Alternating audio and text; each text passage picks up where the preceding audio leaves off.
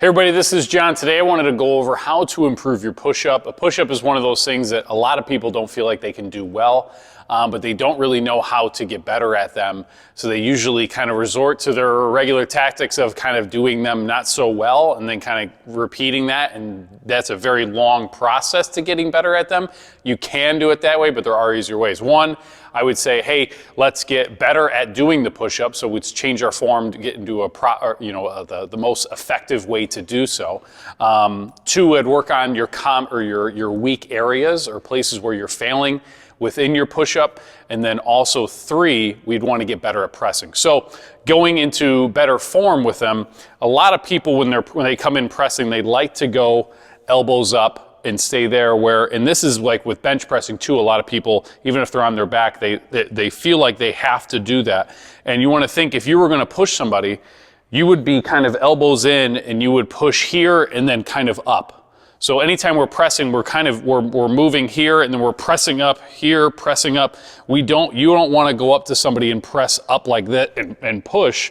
So all your power is going to be here anyway. So we don't want to go down to the ground and kind of have our elbows out. We want to think almost kind of like a 45-degree angle. So your elbows don't need to be like glued into your sides. We want to be here.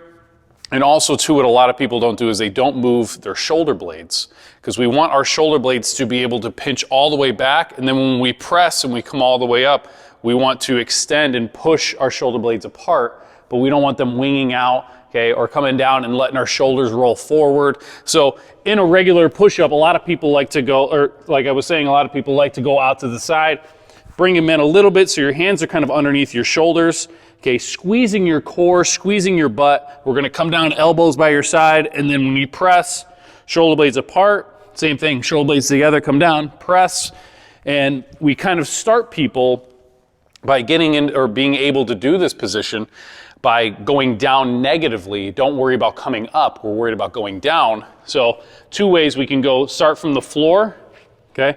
And I just say, hey, controlled going down, shoulder blades apart, and then we bring shoulder blades together and you come down.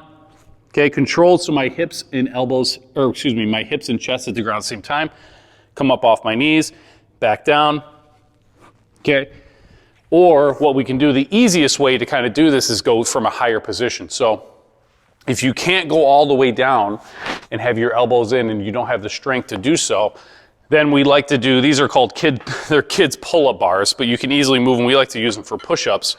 But same thing up here, shoulder blades apart, I can bring my elbows in by my side, okay, squeeze stomach tight and press, get the shoulder blades apart, come down, press.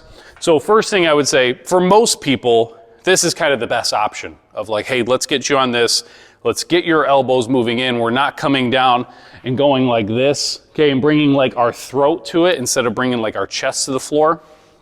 We can then progress and go from there, or people can go from their knees. I'd rather people not go from their knees if they're trying to get better at them, because you lose that core aspect, because you're going to need your core strength. And the longer the lever, the easier it's going to be, or the more core activation you're going to get.